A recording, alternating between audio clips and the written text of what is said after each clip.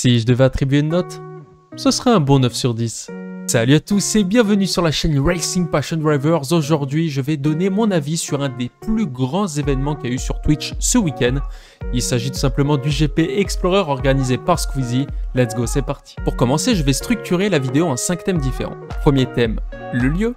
Deuxième thème, l'ambiance. Troisième thème, les activités. Quatrième thème, l'organisation. Et pour finir, la course. Pour la faire courte, Le Mans se situe entre Angers et Chartres. On est à environ 2 heures de Paris. Le Mans compte à peu près 143 000 habitants et est devenu célèbre grâce aux fameux 24 heures du Mans. Donc voilà quelques informations complémentaires qui concernent Le Mans. Pour ma part, je trouve ça très intéressant que Squeezie ait fait son GP Explorer au circuit du Mans, au circuit Bugatti, tout simplement parce que c'est vraiment un circuit qui est vraiment historique grâce aux 24 heures du Mans et je trouve ça extraordinaire qu'il ait fait ce choix-là, car il aurait pu choisir par exemple le circuit Paul Ricard ou bien d'autres circuits pour faire ce GP Explorer. En plus, ce circuit est assez vallonné et on a plein d'angles de vue pour pouvoir observer le GP Explorer, donc vraiment c'est très cool. C'est pour ça que je donne une note pour le circuit de 10 sur 10.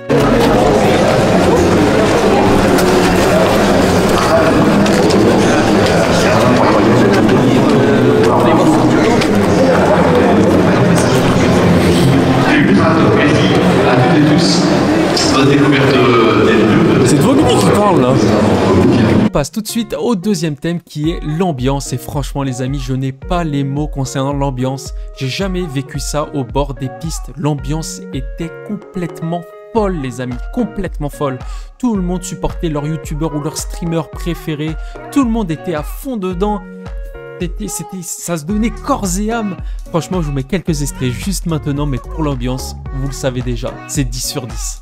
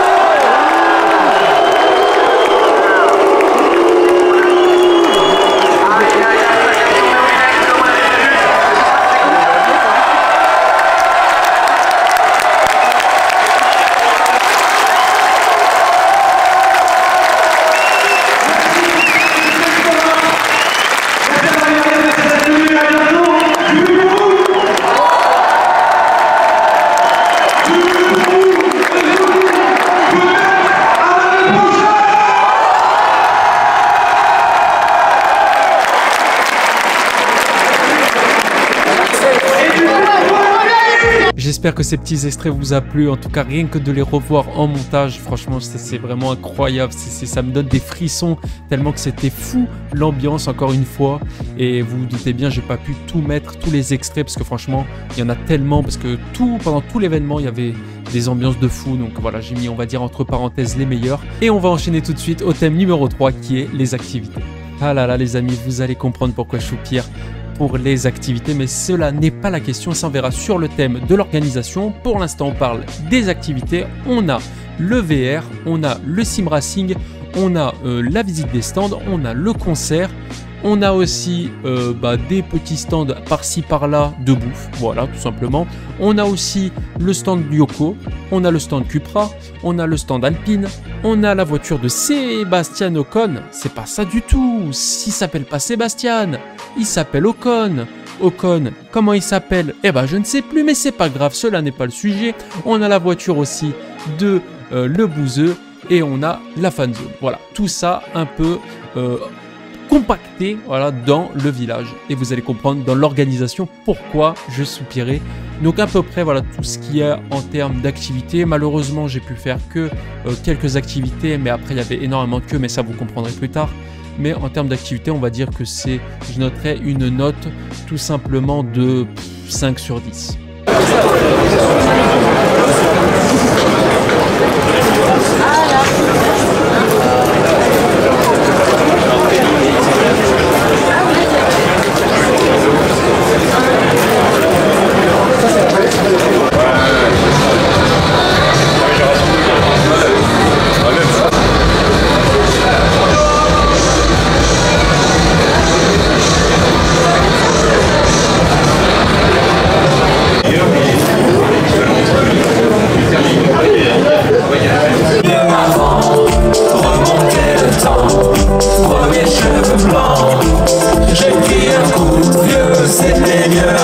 Les amis, on va passer au quatrième thème qui est tout simplement l'organisation. Et l'organisation, c'était vraiment pas tip top selon moi.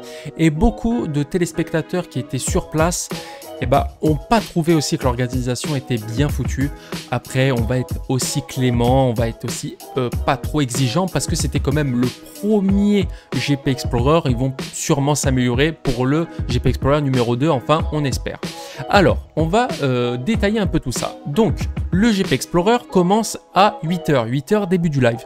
Donc, comme on peut voir juste là, 8h début du live. Ensuite, on a les essais libres à 9h, on a les qualifs à 10h, les qualifs se terminent à peu près vers 11h. Ensuite, le début de la course à 17h et la fin du live à 19h. Donc, entre 11h et 17h, on a 6 heures de pause, les amis, 6 heures. Donc, c'est là où va se dispatcher, on va dire, les activités. Mais le problème, les amis, le problème, en fait, c'est qu'il y a tout qui est en même temps. Il y a tout qui est au même endroit. Et c'est là où ça va causer un très très gros problème. Ils ont tout compacté, comme je disais tout à l'heure. Tout compacté pour faire, je sais pas, parce qu'en fait, le circuit du 24 heures du Mans est énorme. C'est-à-dire que même moi, je me suis baladé, il y avait des endroits qui étaient vastes, qui avait rien, qui étaient vides. Et c'était, on pouvait mettre plein de choses, des snacks, on pouvait mettre plein de trucs. Mais sauf qu'ils ont décidé de mettre un village, mais le village était beaucoup trop petit pour le nombre de personnes sur place. Donc, je vous explique un petit peu. En gros, il y avait le concert qui était collé au fast-food, qui était collé au VR, qui était collé au Logitech, qui était collé à la fan zone, qui était collé, en fait, tout était collé. Donc c'était un peu compliqué. C'est-à-dire que je me suis rendu compte au bout d'un moment, en allant au concert, pour aller au concert, il y avait une foule devant le concert. Mais dans le concert, dans cette foule, il y avait aussi la queue pour manger des hamburgers, les gars.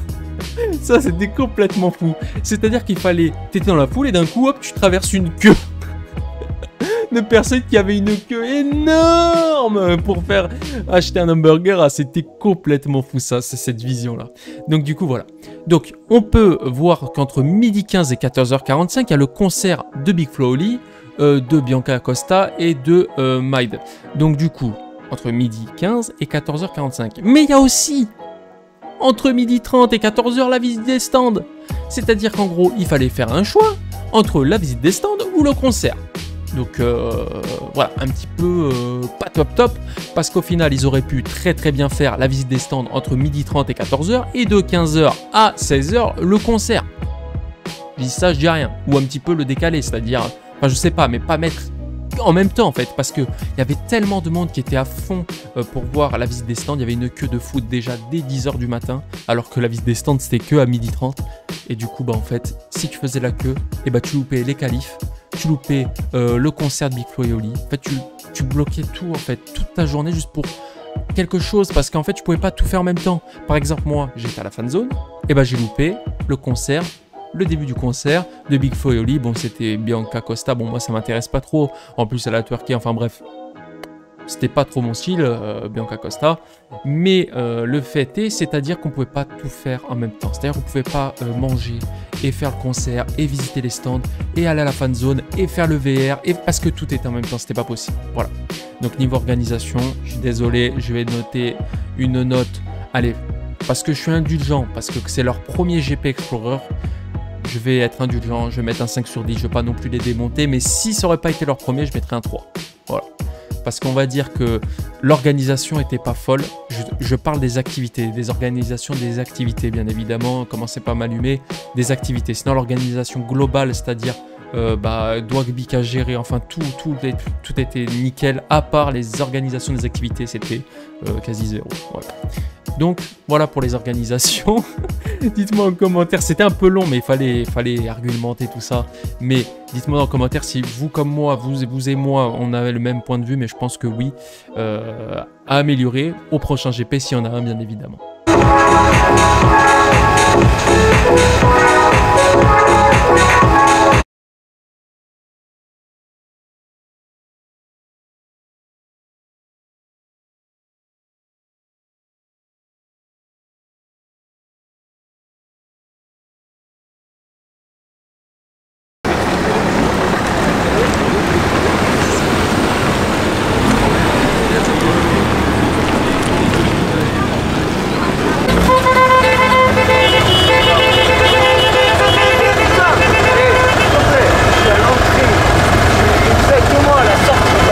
Cinquième point les amis, et franchement ce cinquième point on va parler de la course. Et quelle course les amis, quelle course bourrée de suspense, de dépassement, de bataille.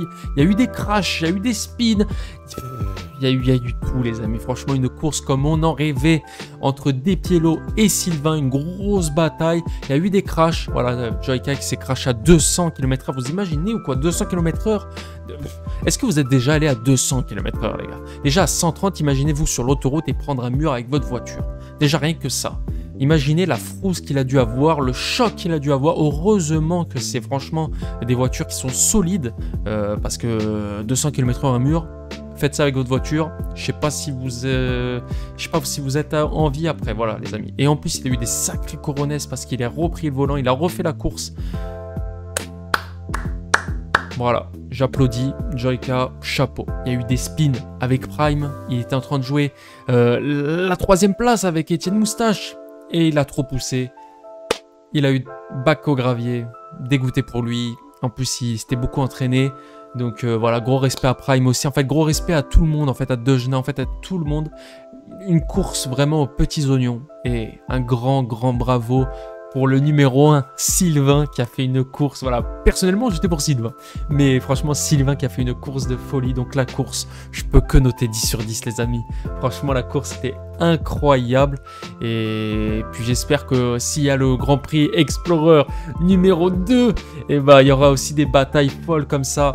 Et pour finir cette vidéo, les amis, comment ne pas remercier Squeezie pour cet événement qui était vraiment monstrueux. On a explosé les records sur Twitch, plus d'1 million en simultané. Enfin bref, c'était incroyable cet événement. J'ai pas les mots. Et même après une semaine d'accalmie, j'ai toujours ces émotions quand je regarde la vidéo que je suis en train de faire, quand je regarde tout en fait, les gens, enfin... C'était incroyable les gars, j'ai vraiment pas les mots. Donc un grand merci pour Squeezie les gars. Si vous avez aimé cette vidéo, n'hésitez pas à la partager, liker, commenter et à vous abonner. C'est très important les amis de vous abonner. Vous le faites pas souvent mais abonnez-vous, c'est très important. Il y a du lourd qui arrive. Et puis on se dit à la prochaine. Ciao ciao. Peace.